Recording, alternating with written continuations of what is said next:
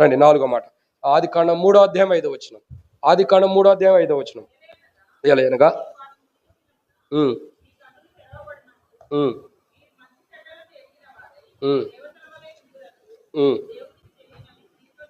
చాలు చాలు అక్క. ఇక్కడ ఒక మాట అంటుంది. ఏమంటుంది? మీరు వాటి తినాలి, మీ కన్నులు తెరవబడతాయి. మంచి అంటే చూడండి, ఆ ఏదేను తోటని దేవుడు సృష్టించినప్పుడు అది మంచిదిగా ఉందా లేదా? నేను చెబుతా చూడండి. ఆదికాండం మొదటి అధ్యాయం. దేవుని మాటలు చాలా బాగుంటాయి. చూడండి, దేవుడు దాన్ని చూసినప్పుడు ఎలా ఉందండి? అది మంచిదిగా ఉంది. ఆదికాండం మొదటి అధ్యాయం మీరు చూడండి. మొదటి అధ్యాయం దరిదాపు చాలా విషయాలు ఉన్నాయి. 14 చదవండి అన్న. 14 వచ్చిన కాడి నుంచి.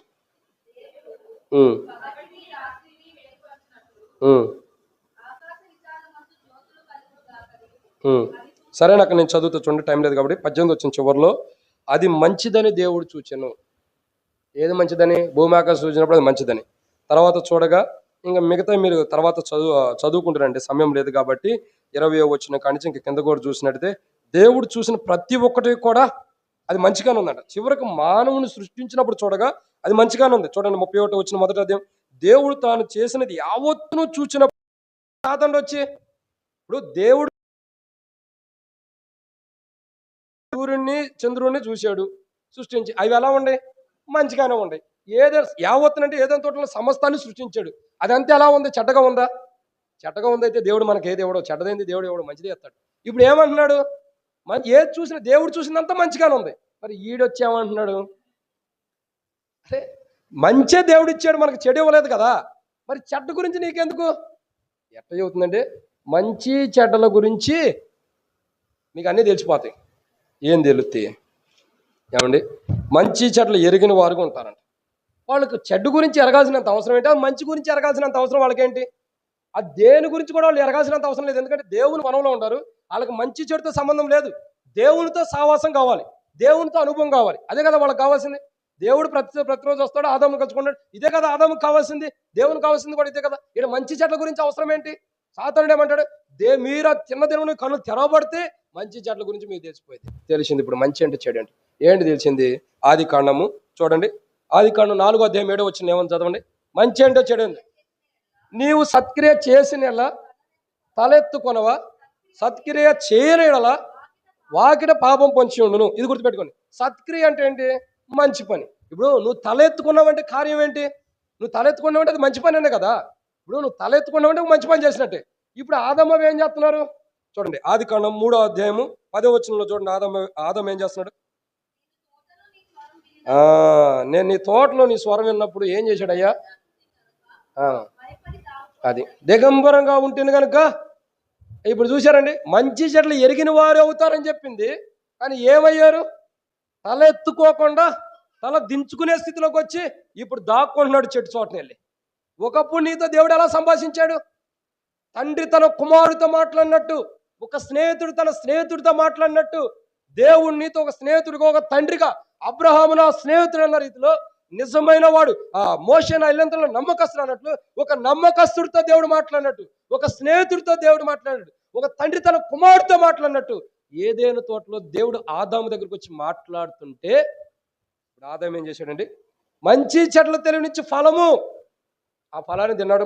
మంచి అంటే చెడు అంటే మీరు తిరిగిపోతారని చెప్పింది నిజంగానే తెలుసుకున్నారు. ఏం తెలుసుకున్నారు? మంచి చేశాడు, ఇప్పుడే తప్పు చేసి పాపం చేశాడా?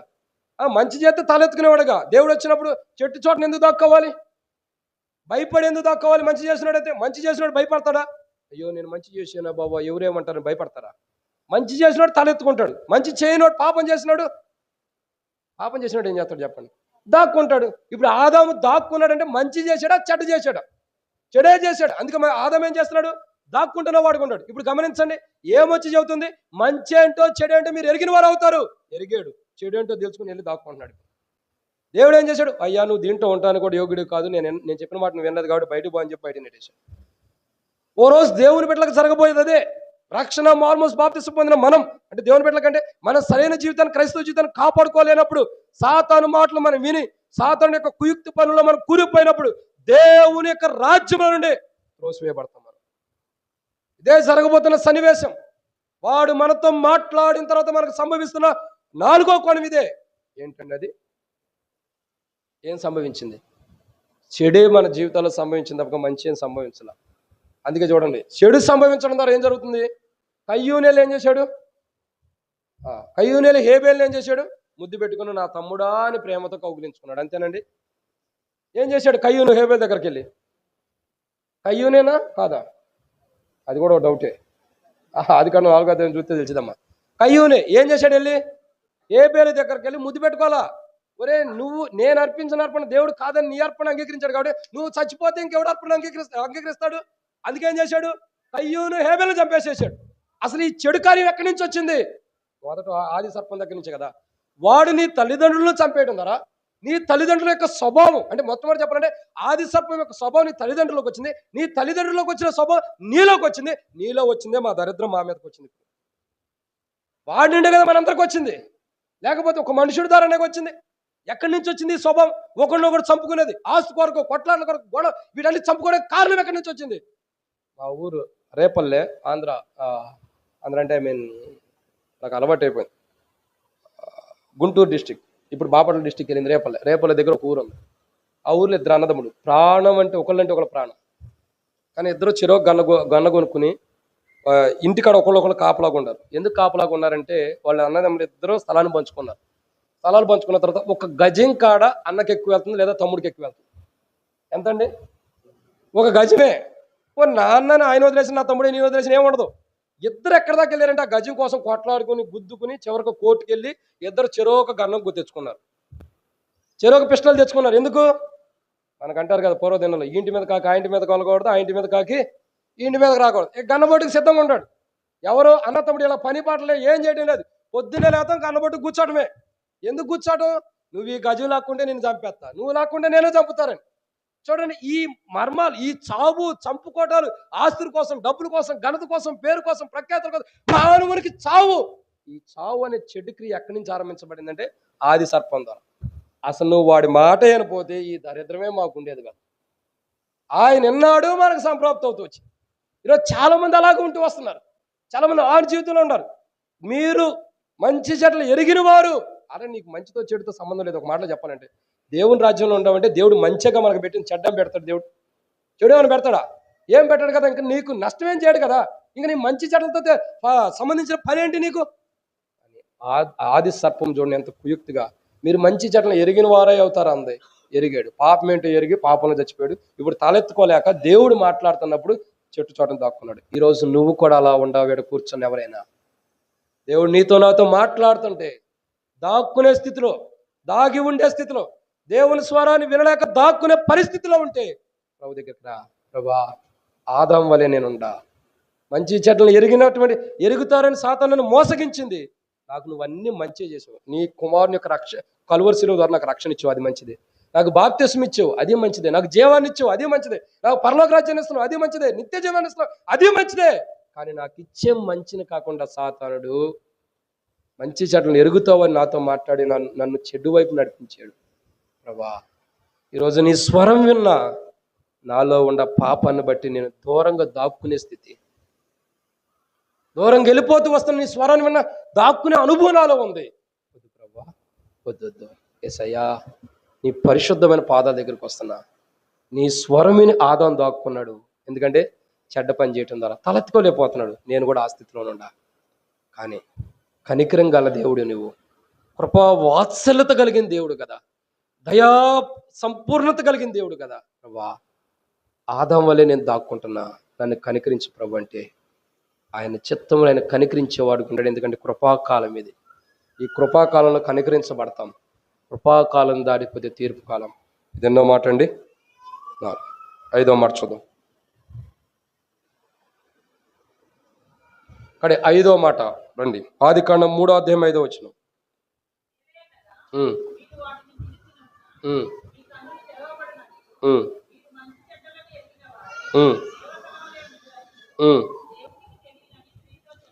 ఇక్కడ విచిత్రం బాగేనండి. ఏమంటుందండి?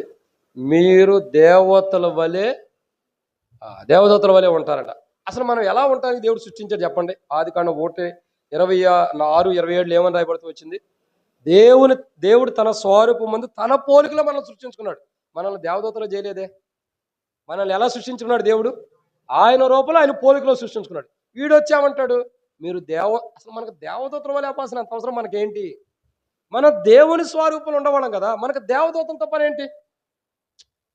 దేవదూతలతో మనకు సంబంధం ఏంటి? మనం ఎవరి స్వరూపంలో ఉన్నాం?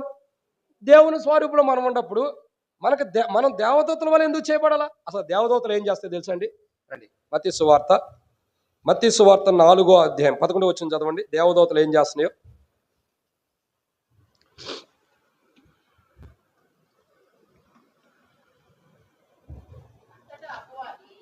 మత్తయి సువార్త 4వ అధ్యాయం 11వ వచనం చదవండి అక్క.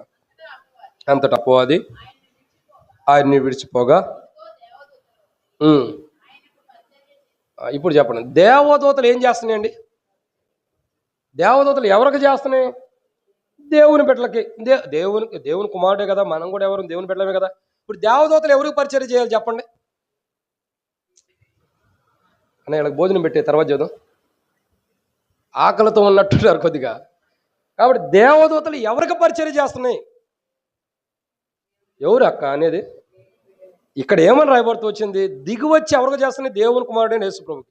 అంటే మనం ఎవరు దేవుని బిడ్డలమే కదా. ఇప్పుడు ఎవరికి పరిచయం చేస్తున్నట్టు దేవదూతలు? దేవుని బిడ్డలకే కదా. ఇప్పుడు ఏలియా ఏం చేశాడు? ఆకలితో ఉన్నాడు. ఆకలితో ఉన్న ఏలియాకి ఆహారం ఇప్పించి అతను లేచి బలపరిచినే లేదా దేవదూతలు? పరిగెత్తి 40 దినాలు ప్రయాణం చేశాడు లేదా? అంటే ఇక్కడ గమనించండి, దేవదూతలు మనకేం చేస్తున్నాయి? మనకి దేవదూతలు పరిచయం చేస్తుంటే వీడు వచ్చి చెప్పేది ఏంటి? మీరు దేవదూతల వల్లే ఉంటారు. బుద్ధి ఏమన్నా ఉందా? కడుపు అన్నం తిన్నా ఏం తింటున్నావు కాదు. అసలు నీకు చెప్పేది ఏమైనా సంబంధం ఉందా? మనకే దేవదూతలు పరిచయం చేస్తుంటే వీడు చెప్పేది ఏంటి? మీరు దేవదూతల వలె ఉంటారు. ఈ అక్క నిజంగానే నమ్మేసింది. వామ్మో, మనం దేవదూతల వలె ఉండాలంట అక్కో. ఈయన చూడు ఎడ చేశాడు ఈ దేవుడు మనల్ని, ఎడ చేశాడు మనల్ని, మమ్మల్ని ఇద్దరిని నీడ బంధించేశాడు. మేము దేవదూతలతో పాటు తిరగాలి, రెక్కలేసుకుని తిరగాలి. మమ్మల్ని నీడ బంధించాడేంటి? ఆ పండు తినేస్తాం, దేవదూతలం అవుతాం. అయ్యో ఏ దోత లేకుండా రెక్కలు ఇరిగిపోయిన కోడిలాగా, రోగం వచ్చిన కోడిలాగా చచ్చి ఉండ పాపం చేత. రోగం వచ్చిన కోడి ఏం చేసింది? ఇటేసి కూర్చుని తలకాయ. ఆ టైప్లో అయిపోయింది కవ్వ. ఏం మాట్లాడతలా. ఈ అయ్యగారిని అడిగితేనే ఆమె ఇచ్చింది అంటాడు. ఆమె నన్ను అది మోసపుచ్చింది, నేను చేసేది ఏముందంటాడు. చూడండి ఎలాంటి స్థితో. అసలు నీకే దేవదూతలు పరిచయం చేయాలి.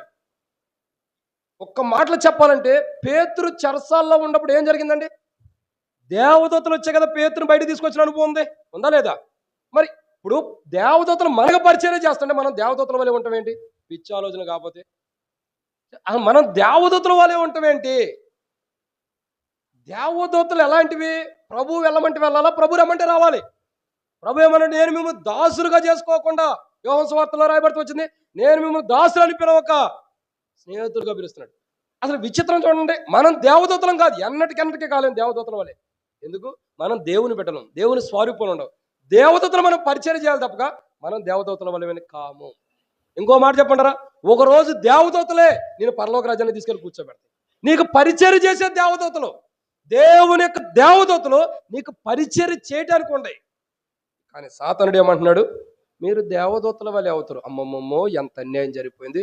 ఈ దేవుడు ఎంత మోసం చేశాడంటే, ఎంత కుయుక్తిగా చేశాడంటే, మమ్మల్ని ఇద్దరిని ఈ తోటలో పెట్టి బంధించేసేసాడు.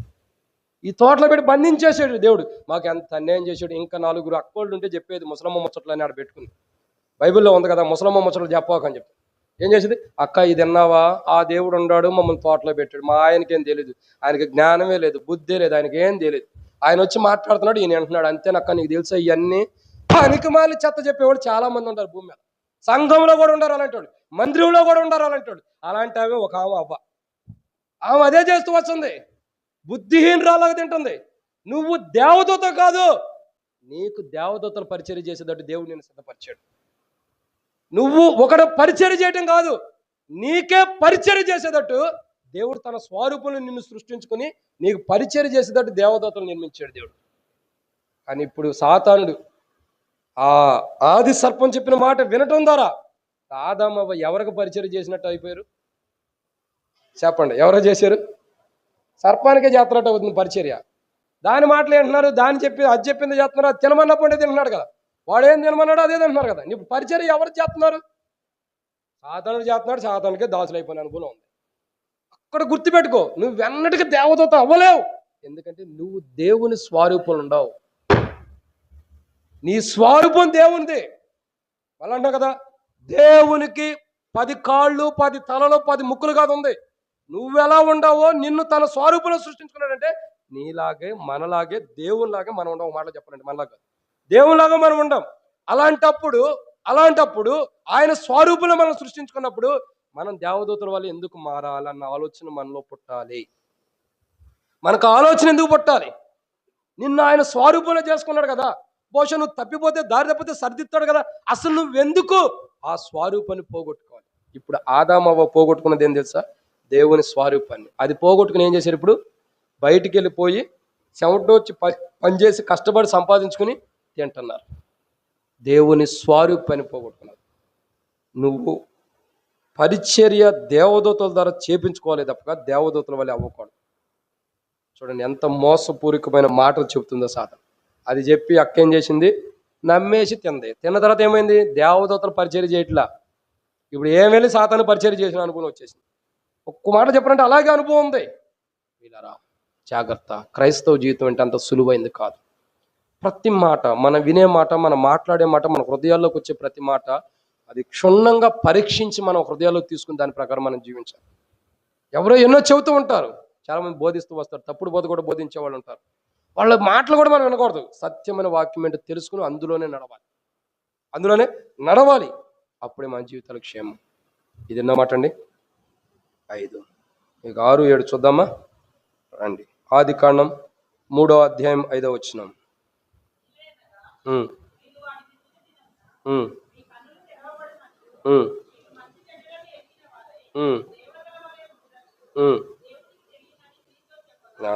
ఏముంటుందండి?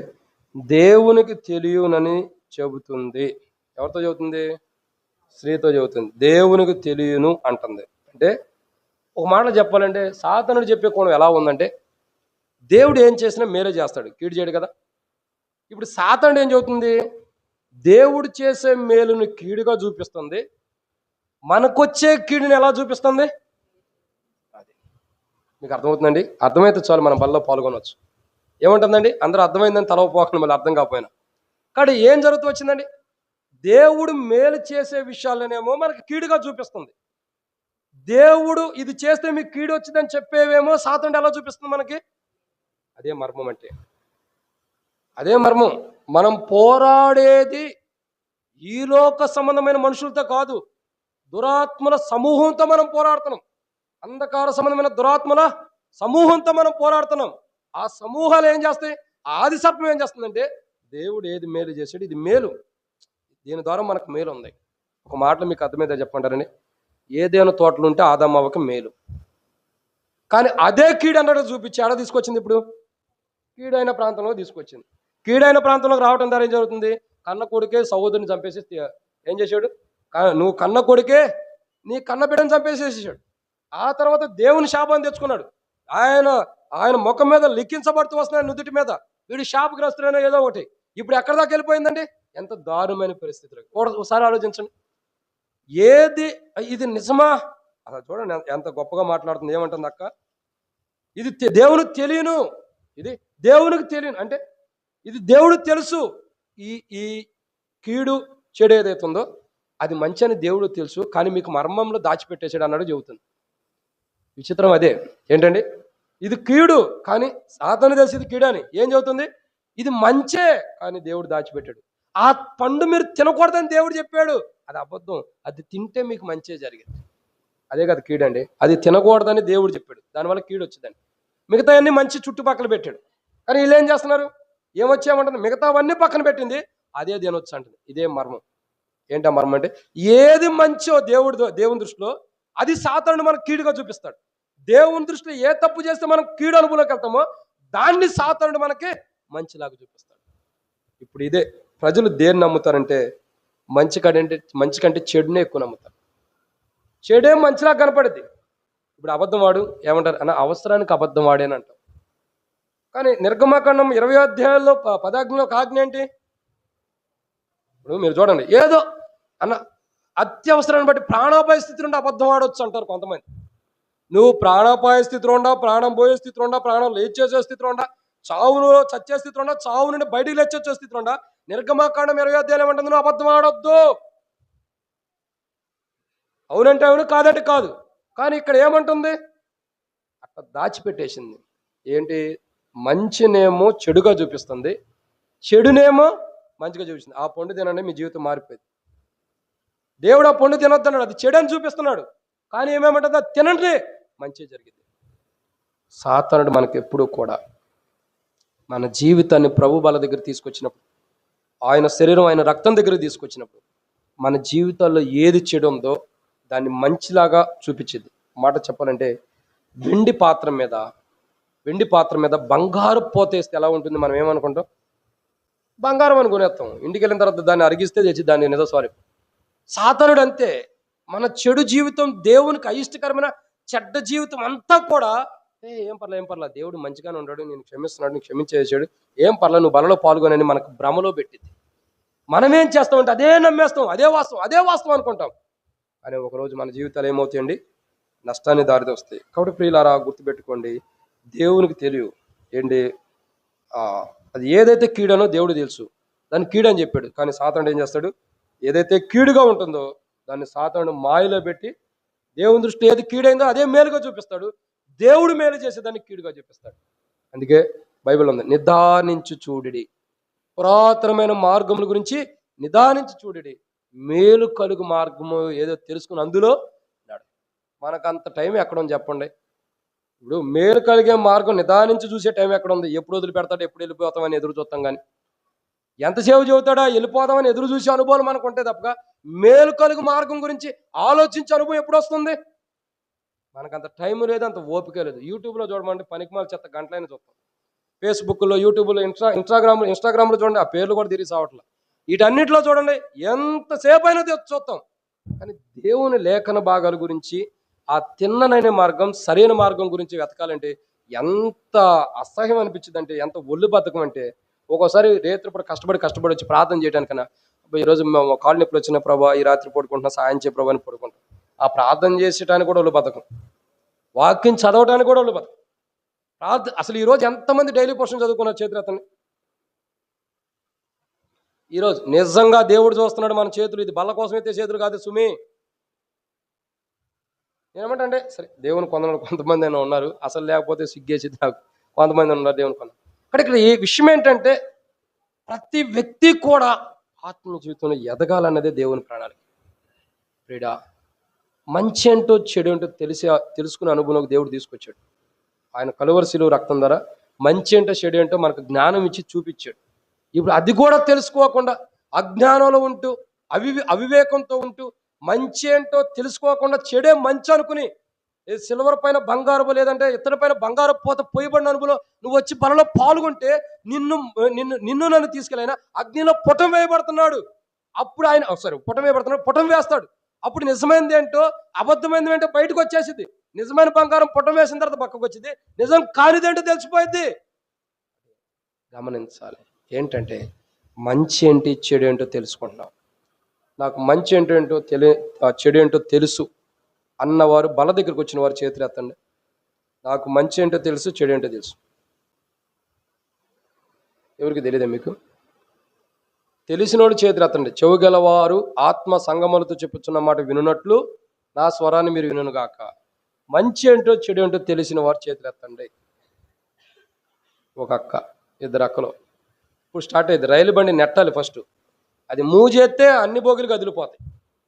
అదే మనకు ప్రాబ్లం, స్టార్టింగ్ ప్రాబ్లం. స్టార్ట్ చేస్తే అన్ని కలిపోతాయి. అట్లాగే ఒకళ్ళు చేతితో చాలు అందరూ టకటక ఎత్తారు. నేనేమంటానంటే, రక్షణ మారుమనసు బాప్తిసం పొందేమంటే ఒకటి తప్పు అని తెలుసుకుని విడిచిపెట్టి వచ్చాం. రక్షించబడ్డా పాపలు ఒప్పుకుని బాప్తిసం తీసుకున్నామంటే అర్థం ఏంటి? ఇంతకుముందు జీవించిన జీవితం తప్పనేగా, అది పాపమనే కదా, అది చెడ్డదనే కదా తెలుసుకునేకి వచ్చింది. ఇప్పుడు చెప్పండి, నీకు మంచి ఏంటో చెడు ఏంటో తెలిసిందా లేదా? తెలిసి కూడా మళ్ళీ ఎందుకు చెడు దాంట్లో పడుతున్నావు? ఈ సినిమా చూడకూడదు, ఈ సీరియల్ చూడకూడదు, ఇది చూస్తున్నాం లేదో మనకు తెలుసు. ఈ అబద్ధం ఆడకూడదు, ఆడుతున్నాం. ఈ మోసం చేయకూడదు, చేస్తున్నాం. ఈ తప్పు చేయకూడదు, చేస్తున్నాం. అంటే చెడు ఒకప్పుడు వద్దనుకునే కదా ఇక్కడికి వచ్చింది. అవన్నీ వద్దనుకునే కదా ఈ ఏలియంలోకి వచ్చింది. ఆ పాపం, ఆ చెడు, ఆ పాత జీవితం వద్దనుకునే కదా ఏలేంలోకి వచ్చింది. మరలా అది ఎందుకు రిపీట్ అవుతుంది మన జీవితాల్లో? పాత స్వభావం ఎందుకు వచ్చేస్తుంది? పాత మనస్తత్వం ఎందుకు వచ్చేస్తుంది? ఏదైతే మంచో దాన్ని విడిచిపెట్టి చెడు దాన్ని మంచిలాగా అనుకుని మనం ఎందుకు వస్తున్నాం? అదే మన జీవితంలో నష్టం. సాతానుడు ఎంత కుయుక్తిపరుడు, వాడి గురించి మొదటే ఉంది. కుయుక్తుడు వాడు మామూలుడు కాదు. అందుకే ఏం చెబుతున్నాడు? డైరెక్ట్ చెబుతున్నాడా, మీరు పొండి తినండి చేస్తారు ఇవన్నీ చెబుతున్నాడా? చావరు. కన్నులు తెరవబడతాయి, గుడ్డోళ్ళు అవుతారని చెబుతున్నా. తెరవబడతాయి. ఎంతగా మర్మంతో తీసుకొస్తున్నాడు చూడండి. మాయ ప్రియుడా, రక్షణ పొందేవంటే, బాప్తిసం తీసుకున్నావంటే, ప్రభు శరీరం దగ్గరికి, ప్రభు రక్తం దగ్గరికి వస్తున్నావంటే నీకు మంచి ఏంటో చెడు ఏంటో తెలుసు. ఇంకా వేరే వారు నీకు చెప్పాల్సినంత అవసరం లేదు. ఆ మంచి ఏంటో చెడు ఏంటో తెలిసిన నీవు ఈరోజు ఆ చెడులో పడిపోతే ఆ మంచిని విడిచిపెట్టినప్పుడు, ఆ మంచి మన ప్రభువైన యేసుప్రభువారే. యేసుప్రభువారి యొక్క గుణలక్షణం స్వరూపమే. దాన్ని మనం విడిచిపెట్టి వెళ్ళినప్పుడు, ఆ మంచిని విడిచిపెట్టి చెడు అనుభవం నడిచి మళ్ళా ఈరోజు ఆదివారం కదా ఏలీంకి వెళ్ళి ప్రభు వల్ల పాల్గొనాలని వచ్చుంటే, ఆది సర్పం నీతోనే ఉన్నాడు. ఎందుకు? నిన్ను చెడు వైపు ఇంకా నడిపించడానికి. కానీ నీ పక్షాన్ని వాళ్ళ ఒక ఆయన ఉన్నాడు, గుర్తుపెట్టుకో. యెషయా గ్రంథం 53:12 చెవులు ఉంది. మన కొరకు విజ్ఞాపన చేస్తున్నాడు. ఈ రోజైనా, ఈ క్షణమైనా, ఈ గడి అయినా, ఈ దినమైనా, ఈ రోజైనా సరే, ఈ గడియలైనా సరే, నా కుమారుడు, నా కుమార్తె అయ్యో సరి చేసుకుంటారు తండ్రి అని చెప్పని దేవుని ప్రియకుమారుడైన యేసుప్రభువు వారు మన కొరకై విజ్ఞాపన చేస్తూ అలా నిలబడి ఎదురు చూస్తున్నాడు. మన కొరకు ఆయన శరీరం, ఆయన రక్తం, ఆ శరీరం, ఆ రక్తముతో ఆయన ఎదురు చూస్తున్నాడు. ఈ రోజే నా బిడ్డలు, ప్రభా నీ కుమారు, నీ బిడ్డలు సరిదిద్దుకుంటారని ఆయన ఎదురు చూస్తున్నాడు. ఆయన మనల్ని సరిదిద్దడానికి, సమకూర్చడానికి, సిద్ధపరచడం కొరకై ఆయన ఎదురు చూస్తున్నాడు. మన కొరకై విజ్ఞాపన చేస్తూ అక్కడ పెట్టబడిన శరీరం, అక్కడ ఉంచబడిన రక్తం మన కొరకై విజ్ఞాపన చేస్తున్నాయి. ఆ బల్ల మీద ఉండి మహోన్నతుడైన దేవునికి విజ్ఞాపన చేస్తున్నాయి. ప్రభా వీళ్ళు ఉండరు, ఆమె ఉంది, ఆయన ఉండడు, అతను ఉండడు, ఇతను ఉండడు, సరి చేసుకుంటారు ప్రభా. ఒక్క అవకాశం ఈ ప్రభాని ఆ శరీరము ఆ టేబుల్ మీదకి ఎక్కి మహోన్నతుడైన దేవునికి యెషయా 53:12 ప్రకారం విజ్ఞాపన చేస్తుంది. ఎందుకోసం? ఆది సర్పము ద్వారా మనం ఏం నష్టపోయాము, దాని మాటలు ఏది నష్టపోయాము, దాన్ని తీసివేయడానికి ఆ శరీరం మన కొరకే విజ్ఞాపన చేస్తుంది. ఒక్కసారి అందరూ ఆ శరీరం వైపు తిరిగి చూడండి. మన కొరకై పెట్టబడిన ఆ శరీరం, మన కొరకై చిందించబడిన రక్తం మన నిమిత్తమై విజ్ఞాపన చేస్తుంది. తండ్రి వీరికి ఒక తరుణమే, తండ్రి వీరికి ఒక సమయమే, తండ్రి వారు మారుతారు, తండ్రి వారు సరిదిద్దుకుంటారని మన నిమిత్తమై ఆ శరీరం విజ్ఞాపన చేస్తున్నాడు మన కొరకై. ఆది సర్పం ద్వారా నష్టపోయిన నీ ప్రజలు, వారి స్వభావం, ఆది సర్పం యొక్క స్వభావం భూమి మీద ఇంకా నివసిస్తున్నారు కాబట్టి వీరిలో ఉంది. ఎంత పోగొట్టుకున్నా మరలా వస్తుంది. ఒక్కసారి మాత్రమే తండ్రి వారిలో ఉన్న స్వభావాన్ని తీసేయని మన కొరకై నిలవబడి ఆ శరీరం, ఆ రక్తం మహోన్నతుడైన దేవునికి విజ్ఞాపన చేస్తుంది. ఈ సహోదరుడు, ఆ సహోదరి ఖాళీకి వెళ్ళిపోవద్దు. ఏ ఆది సర్పం అయితే ఆదాము అవ్వకు నష్టం చేసిందో, అదే ఈరోజు దాని స్వభావం మనలోకి తీసుకొస్తుంది.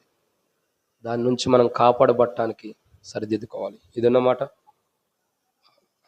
చివరి మాట చదువుదాం రండి, కరెంట్ కూడా పోయినట్టుంది. ఆదికాండం 3:5 అది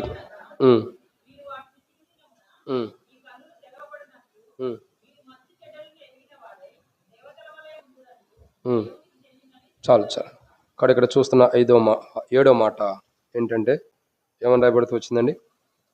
చివరిలో దేవునిలాగా ఏమని రాయబడుతూ వచ్చిందండి? అక్కడ దేవునికి తెలియనని చెప్పగా దేవదూతల వలె ఉందిరే నీవు దేవునికి తెలియను.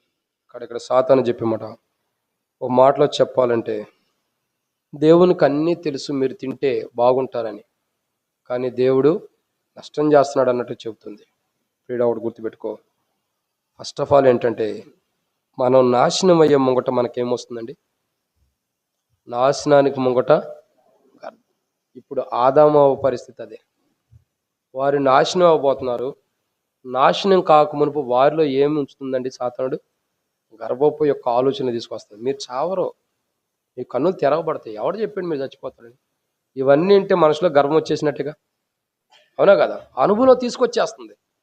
ఒక మాటలో చెప్పాలంటే, సాతానుడు మనతో మాట్లాడటం ద్వారా మన జీవితాల్లో సంభవించిన ఏడవది ఏంటంటే, మనం నాశనం అవ్వటానికి అవసరమైన గర్వం మనలో నింపేశాడు. ఏం చేశాడండి? మనం నాశనం అవటానికి సంబంధించిన గర్వము దేవుడికి అన్నీ తెలుసు, మీకే ఏం తెలీదు, దేవుడికి మొత్తం తెలుసు అన్నీ. దేవుడే మనకేదో నష్టం చేసాడు అన్నట్టుగా ఆ అనుభవం అక్కడ రాయబడలేదు, కానీ అలాంటి అనుభవం తీసుకొచ్చేసి చివరికి మనలో ఏం తీసుకొస్తున్నాడండి? గర్వం. ఇప్పుడు ఈ గర్వం యొక్క అనుభవం ఆదమవలోకి వచ్చింది, అనుభవం ఉంది, ఆది సర్పం తీసుకొచ్చింది. తర్వాత ఏం జరిగింది? వారు తిన్నారు, ఏం కాదులే అన్నట్టుగా గర్వంతోనే ఏం కాదని తిన్నారు. ఇప్పుడు ఏమైంది? నాశనం అయిపోయింది. జాగ్రత్త. ఆది సర్పం యొక్క అనుభవం ఏంటంటే, అది మనతో మాట్లాడుతుందో మన జీవితంలో సంభవించింది గర్వం. ఒకప్పుడు మన దీనస్థితిలో ఉండాం, తినటానికి లేదు, ఉండటానికి లేని ఉండొచ్చు. కానీ ఈరోజు మనమే 10 మంది పెట్టే స్థితిలో దేవుడు తీసుకొచ్చి ఉండొచ్చు, అనుభవంలో దేవుడు తీసుకొచ్చి ఉండొచ్చు. ప్రియుడా, ఏ రోజైతే నువ్వు గర్విస్తావో ఆ రోజే నష్టపోతావు.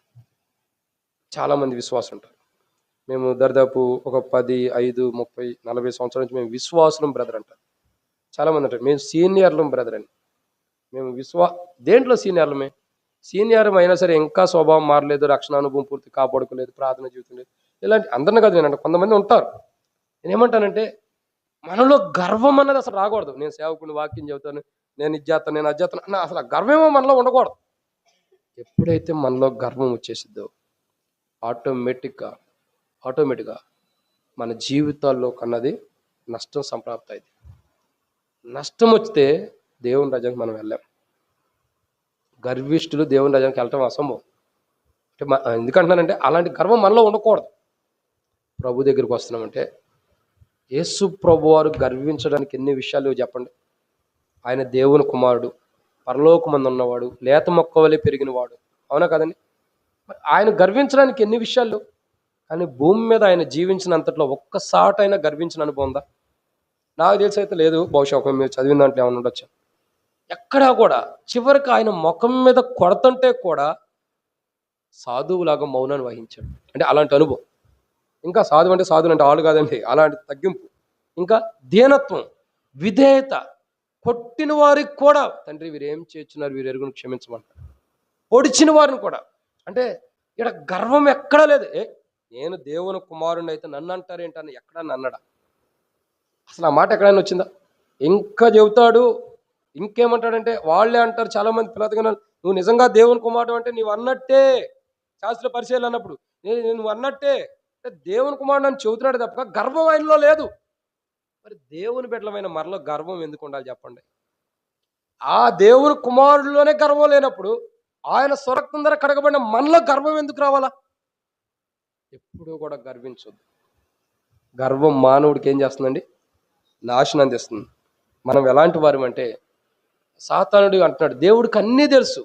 అయితే వ్యాఖ్యానములు ఇలా రాయబడుతూ వచ్చింది. ఇక్కడ ఏమంటాడు? దేవునికి తెలియని ఉంది కదా, వ్యాఖ్యానములు అంటే తెలుగు అర్థంలో బైబిల్లో ఏమని ఉందంటే, దేవుడు లాగా అవుతారని చెబుతుందంట సాతానుడు. ఎలా చెబుతున్నాడండి? ఇక్కడ దేవుని ఉందంటే దేవుడు లాగా అవుతామని ఉంది. మనం ఎప్పుడు దేవుడు లాంటి వాళ్ళం అవుతామా? మనం చచ్చిపోయిన తర్వాత మన వాళ్ళు దేవుడు బొమ్మలు చేసుకుంటే తప్ప మనం ఎట్ట అవుతాం చెప్పండి? ఓ మాట చెప్పి ముగిచ్చేస్తా, టైం అయిపోయింది. ఓ ప్రాంతం షార్ట్ అండ్ స్వీట్లో చెప్పేస్తున్నా, ఒక 2 నిమిషాలండి. అతని పేరు పండు. అయితే మాకు 2012-13లో బాగా సన్నిహితుడు. ఓయో క్యాంపస్లో చదువుకుంటూ వచ్చాడు. వాళ్ళ నానమ్మ, వాళ్ళ అమ్మ, వాళ్ళ అమ్మోళ్ళ అమ్మ 4 తరాల క్రితం ఆమె చనిపోయింది. ఎన్ని తరాలండి? 4 తరాల క్రితం. వీళ్ళు 4 తరాల తర్వాత పుట్టినాడు. ఇప్పుడు వీళ్ళు ఏం చేశారు? ఆమె బొమ్మను తీసుకొచ్చి ఇంటికాడ ఒక గుడిలాగా పెట్టుకున్నారు. ఏం చేశారు? ఆమె ఫోటో తీసుకొచ్చి ఒక గుడిలాగా పెట్టుకున్నాడు. గుడిలాగా పెట్టి ఆమెకు పేరు పెట్టేశారు. ఆ పేరు నేను చెప్పను సుమి. పేరు పెట్టేసి ఏం చేశారు? ఏమేమి మమ్మల్ని కాపాడిద్దని దాని చుట్టూ తిరుగుతున్నారు. ఏం చేస్తున్నారండి? మమ్మల్ని కాపాడే దేవత మా అమ్మ, మా దేవత అని చెప్పని చుట్టూ తిరుగుతున్నారు. నేనేమంటానంటే, మనం దేవుళ్ళం. సరే, మీకు ఈసారి వచ్చినప్పుడు మీకు ఇప్పుడు ప్రశ్న పెడుతున్నాను. ఇప్పుడు మీకు ఒక ప్రశ్న వేసి వెళ్తున్నాను. ఈసారి వచ్చినప్పుడు సమాధానం ఇవ్వండి. ఎప్పుడైనా దేవుడు అన్నది ఏంటన్నది నేను క్లారిటీ ఇస్తా, కానీ ఎక్కడ ఉందన్నది ఈసారి మీరు చెప్పాలి. అందుకే మీ బైబిల్ మొత్తం తిరగాల్సింది. పాత నిబంధనలోనే ఉంది, ఎక్కడా లేదు. మళ్ళీ దేవుడు అంటే బైబిల్ ప్రకారం న్యాయాధిపతి అని అర్థం. దేవుడు అంటే అర్థం ఏంటి? దేవుడు అన్నమాట పుటం వేయబడి కింద న్యాయాధిపతి అని ఉండేది బైబిల్లో. చూడండి మీరు, అది ఎక్కడ ఉందన్నది మీరు నాకు చెప్పాల్సింది. అర్థమైందా? ఎందుకంటే ఇదొక ఏమంటే టెస్ట్ అనుకోండి. ఎందుకంటే రవాణా మా దగ్గర టెస్ట్లు పెడతాడు, మీ దగ్గర కూడా పెట్టాలి. అందుకని కానీ ఇది చెప్పండి మీరు. దేవుడు అంటే న్యాయాధిపతి అని ఉంది, ఖచ్చితంగా ఉంది. అది ఎక్కడ ఉన్నది నేను చర్వ చెబుతాను మీకు ఈసారి వచ్చినప్పుడు. నేను చెప్పకముందే మీరు చెప్పాలి. సో న్యాయాధిపతి, అసలు దేవుడు అంటే ఏంటంటే న్యాయం చేసేవాడు. ఏ మానవుడు న్యాయం చేసేవాడు ఉంటాడు భూమి మీద? ఒక్కడిలో లేడు, దేవుని వెతుకోడు లేడు. అందరూ ఏకంగా పనికి మాలిన వరే త్రోవ తప్పిపోయారంట. ఒక్క నీతిమంతుడు లేడు. నీతిమంతుడు ఒక్కడు లేడు కదా. న్యాయం చేసేవాడు ఎవడుంటాడు? ఎవడికి వాడు లంచం తీసుకుని న్యాయం చేసేవాడు తప్పగా, డబ్బు ఇస్తే నీ పక్షాన్ని మాట్లాడుతూ, ఇంకో డబ్బు ఇస్తే నీ పక్షాన్ని మాట్లాడు. వీళ్ళు తప్పితే న్యాయం చేసేవాడు న్యాయాధిపతి ఎవడుంటాడు? ఎవడు లేడు భూమి మీద న్యాయాధిపతి. అందుకే దేవుడు ఒక్కడే, ఆయన ఒక్కడే న్యాయాధిపతి. ఆయనకి మానవుడికి మధ్యలో ఉన్న వ్యక్తి యేసుప్రభు. దేవుళ్ళలాగా మనం ఎందుకు దేవుళ్ళలాగా అవుతాం? యోహాను సువార్త 1వ అధ్యాయంలో ఏమని రాయబడుతూ వచ్చింది? 12వ వచనం చదవండి. యోహాను సువార్త 1వ అధ్యాయం 12వ వచనం. ఎందరూ తను అంగీకరించెదరో వారందరూ, అనగా తన నామమునందు విశ్వసించిన వారందరూ దేవుని, మనం ఎప్పటికీ దేవదూతలం కాలేం, దేవుని కాలేం. మనం ఏమవుతున్నాం? దేవుని పిల్లలం అవుతున్నాం. వీడేం చెబుతున్నాడు? దేవునికి అన్ని తెలియను, దానికి కొన్ని అర్థాలు వ్యాఖ్యానం ఏముంది? మీరు దేవుళ్ళలాగా అవుతారని ఉంది. మనం ఎందుకు దేవుళ్ళలాగా అవుతాం? మనం న్యాయాధిపతులం కాదు, దేవుని బిడ్డలుగా ఉంటున్నాం. దేవుని బిడ్డలు అంటే ఎవరు? యేసు ప్రభు వారి యొక్క గుణ లక్షణాలను ధరించుకుని ఉంటున్నాం. వీడేం చెబుతున్నాడు? దేవుళ్ళలాగా అయిపోతారు, మీరే దేవుడు. మనమే దేవుని. మన నరకంలో అగ్నిగుణంలో పడదాం, మనల్ని మనం కాపాడుకుందామేమో చూద్దాం. మనం వెళ్ళి అగ్నిగుణంలో కాలే అగ్నిలో పడదాం. మనం దేవుడు అయితే మనల్ని మనం కాపాడుకోవాలి కదా. కాపాడుకుంటామా? వాళ్ళు అన్నారు, నువ్వు నిజంగా దేవుని కుమారుడు అయితే కాపాడుకోమని. కానీ ఆయన మనకు రక్షణ ఇవ్వడానికి మౌనంగా ఉన్నాడు. మనం ఎంత కేకలు పెట్టినా మనం కాపాడబడలేం. ఎందుకు ఆ ప్రయోగం ఎవరు చేయవాకండి పొరపాటున. అగ్నిగుణం వేసుకుని దాంట్లో దూకవాకండి. సేవకుడు చెప్పాడు ఒకసారి ట్రై చేద్దామని, అది నా మీదకి వచ్చింది, మళ్ళీ అనిపోయింది. కాబట్టి అట్లాంటి చేయవాకండి, మంచోడు. కాబట్టి దేవుడిలాగా అవుతావని చెబుతున్నాడు. మనం వెన్నటికి దేవుడు కాలేం. వాడు మనతో చెప్పేది ఏంటి? నువ్వు దేవుడు అవుతావు అంటున్నాడు. దేవుడిలాగా అవుతాడు అంట. దేవుని తెలియనంటే దేవుడిలాగా అవుతావని. కానీ మనం ఎన్నటికీ దేవుళ్ళు కాలేము. దేవుని కుమారులుగా మనం ఉంటాం, అది మనం గ్రహించాలి. దేవుని కుమారుడు ఎలాంటి వాడంటే పరిశుద్ధుడు, పవిత్రుడు, పాపుల్లో చేరక ప్రత్యేకించబడినవాడు. ఈరోజు ఆయన శరీరంలో పాల్గొనాలంటే పాపంలో చేరి ఉండకూడదు, ఒక ప్రత్యేకమైన జీవితం ఉండాలి. ఇట్టి ప్రధాన యాజకుడు సరిపోయిన వాడని బైబిల్లో ఉంది. ఈరోజు మనం దేవునికి ప్రభు శరీరంలో పాల్గొంటున్నామంటే వీళ్ళు ఈరోజు బలలో పాల్గొనడానికి సరిపోయిన వారన్న గుర్తింపు మనల్ని బట్టి దేవునికి రావాలి. వీళ్ళు సరిపోయిన వారు ఈరోజు బలలో పాల్గొనడానికి, ఆయన శరీరంలో ఆయన రక్తంలో పాల్గొనడానికి వీళ్ళు సరిపోయిన వారని మన గుర్తింపు దేవుని దగ్గరకు రావాలి. ఉందా గుర్తింపు? ఈరోజు బల దగ్గరికి వచ్చిన నా జీవితంలో నువ్వేంటి నేనేంటి ఎవరైనా సరే మన జీవితాల గుర్తింపు ఉందా? ఇట్టి ప్రధాన యాజకుడు సరిపోయిన వాడు. ఆ ప్రధాన యాజకుడు స్వరక్తం ద్వారా కడగబడ్డ వారు నా రక్తంలో. ఎందుకని? మనలో బలహీనతలు ఉన్నాయి. ప్రియుడా, 7 విషయాలు చెప్పండి. మొట్టమొదటిగా ఆది సర్పం మనతో మాట్లాడిన తర్వాత మనకు మాట్లాడుతున్నారు. ఏం సంభవించిందండి? కలవరం. ఏం లేదు, ఇది నిజమా అన్నాడు, నిజంగా కలవరం వచ్చింది. 2 చెప్పండి. 2 టేబుల్కి యువతాలు ఉండే సిస్టర్స్ చెప్పండి. 2 పెద్దగా చెప్పండి అక్క. ఇంటికాడ స్వరం అన్నా చెప్పండి. చావరు అంటే అర్థం ఏంటండి? ఏం జరిగింది? ఖచ్చితంగా చచ్చి ఉండవు. బ్రదర్స్ చెప్పండి, ఇటు పక్కన ఉండేవాళ్ళు. 3 ఏంటి? నీ కళ్ళు తెరవబడితే అంది, కానీ మనోనేత్ర గుడితనం వచ్చింది. 4 టేబుల్ కానీ చటువైపు ఉండే బ్రదర్స్ చెప్పండి. 4వది ఏంటండి? టైం అయిపోయింది, త్వరగా ముగించండి. మనం ఈ చివరి ఆమీన్ అనే దానికోసం ఎదురు చూస్తాం ఎప్పుడు కూడా. చెప్పండి చివరిగా 4వదిగా బ్రదర్సే చెప్పాలి. మంచి చెట్లు ఎరిగిన వారు అని చెబుతుంది, కానీ మనకు ఆడితే సంబంధం లేదు, కానీ మనం చెట్లో పడేసింది. 5 ఈ చివరి నుండి టేబుల్ కాడి నుంచి ఉండేవారు చెప్పండి, కింద కూర్చున్నవారు. అమ్మా, దేవుని వలె దేవదూతల వలె ఉంటామన్నారు, కానీ మనకు దేవదూతలు పరిచయం చేస్తున్నాయి. చైర్స్లో ఉండేవారు చెప్పండి అమ్మా సిస్టర్స్. 6వదిగా 6వ మాటనమ్మా, 6వది కదా. 6వదిగా ఆది సర్పం అంతా ఏం చెప్పింది, ఏం జరిగింది, ఏం సంభవించింది? 6వ మాట. అక్క, చైర్స్లో ఉండవారు వృద్ధులైతే గర్భిణీ స్త్రీలు అయితేనే చెప్పండి. అది చైర్స్లో ఉండరు, చెప్పాలి త్వరగా, ముగిచ్చేస్తున్న టైం అయిపోయింది. ఒకళ్ళొకళ్ళు చూసుకుంటే ఎట్టగక్కారు, ఇదిగో పెండ్లి కుమారుడు అంటే ఎవరు మొక్కలాడు చూసుకుంటే ఉపయోగం లేదు, సిద్ధపడి వెళ్ళిపోవడంతోనే. ఐదో మాట ఏంటి? ఆరోది ఏంటండి? దేవునికి తెలియను అంటే మనలోకి గర్వాన్ని తీసుకొస్తున్నాడు. చివరిగా వెనక చైర్స్లో ఉన్న సహోదరులైన సహోదరుని చెప్పండి అండి, ఆవరణం వెలుపుట అంటే మందిరం ఆవరణం వెలుపుట బయట కూర్చున్నారు చెప్పాలన్న మీరు. నాకు చెవుడు ఉంది, బహుశా మీకు ఏమైనా వినపడితే నాకు చెప్పండి, త్వరగా ముగిద్దాం. ఏడో మాట ఏంటి? ఆది సర్పం అంతా చెప్పినది ఏంటి? మీరు వెళ్ళి బయట కూర్చోలేదు, ఏడో కూర్చున్నారు సైలెంట్గా ఉండి, బయట కూర్చున్నవారు. ఆది సర్పము మనతో చెప్పినవేంటి? ఏడో మాట చైర్స్లో ఉండేవారు చెప్పండి. ఎవరైనా చెబుతున్నారా? ఇశ్రాయేల్ అన్న ఎవరైనా చెబుతున్నారా?